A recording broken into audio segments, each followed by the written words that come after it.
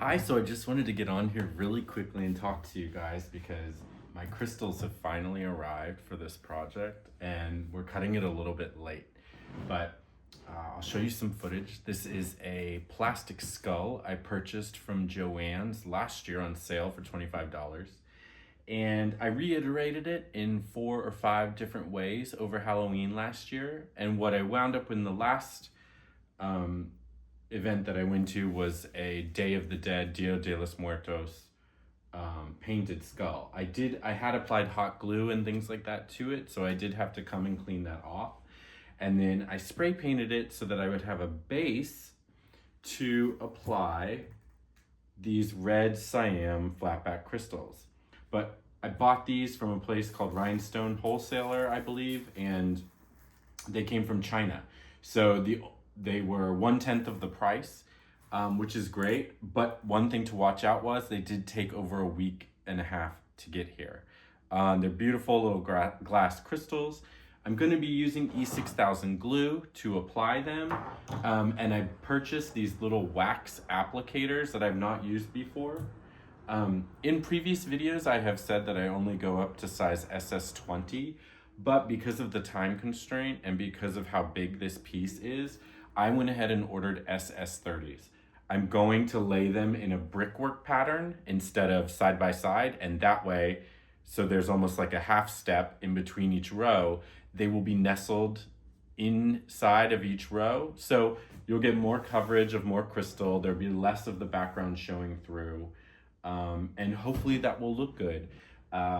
This skull has foam in it. I hollowed it out in a workshop here in Baltimore, and then I added foam that I purchased online to keep it centered appropriately on my head. It wasn't perfect last year, so I am going to have to figure out some way to get the back of this skull, as it's made to sit on a table, up and elevated so that the skull is flat along the front. If you need to reference, I spray painted the bottom of this. This color is called dark cyan. It's a dark version of the red crystal. On some websites, or the one in New York was called vivid cyan. And the color here I have is purple red from Montana Gold. And this does look a little bit chocolatey. It's not gonna matter. It's darker than the red. It's gonna look good. And the E6000 glue that I bought dries clear, so we're gonna be okay. Before we get into this, I want to remind you, use some small applicator or a syringe to apply this glue either to the skull in small pieces or to the back of the crystal when you have it, because you don't want the glue squeezing out and going around on other crystals around the one you're applying, because it will get rid of the shine and all the facets. So let's get this started.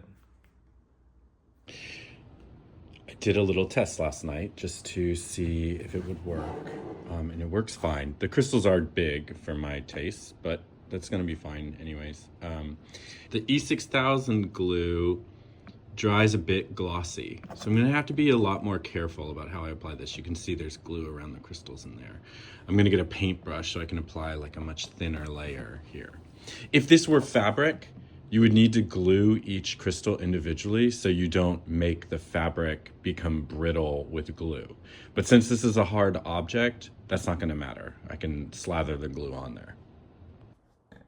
This is just a quick segment showing you how I worked in lines and then rotated the skull as I went.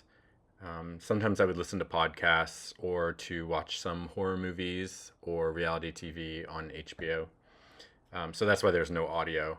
But every day I kind of chipped away at this. I started early in October and then moved my way in after my New York trip. And I came back and I kind of had fresh eyes on it. So I was able to really sit and meticulously place these crystals.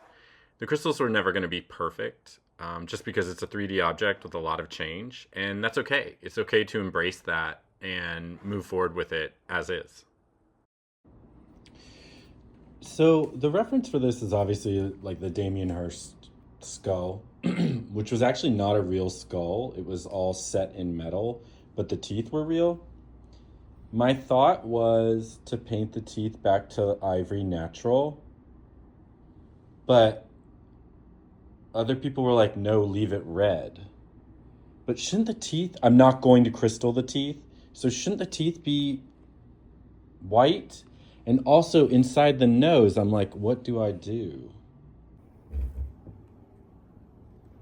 So I've gotten pretty far. Say about a third of the way done. Where the recesses and the details get very strict, you lose the lines because you just have to kind of fill the space the best you can. Right now I'm figuring out, one, I think I want the teeth to be natural colored, but two, I need to figure out what I'm gonna do with these spaces that are actually hollow on a skull. I don't wanna undo like any of the structural balance that's in this piece. It's a thick plastic, but I realized when I was working around the nose and stuff that the plastic was very thin and could dent and things like that. So I'm trying to figure that out. I've also decided I'm using the glue to fill in some of these lines. So I won't be keeping those features, and I'll probably be filling in that one too, all around the back. But I'm leaving for New York for 9 days, so this will have to wait till I get back.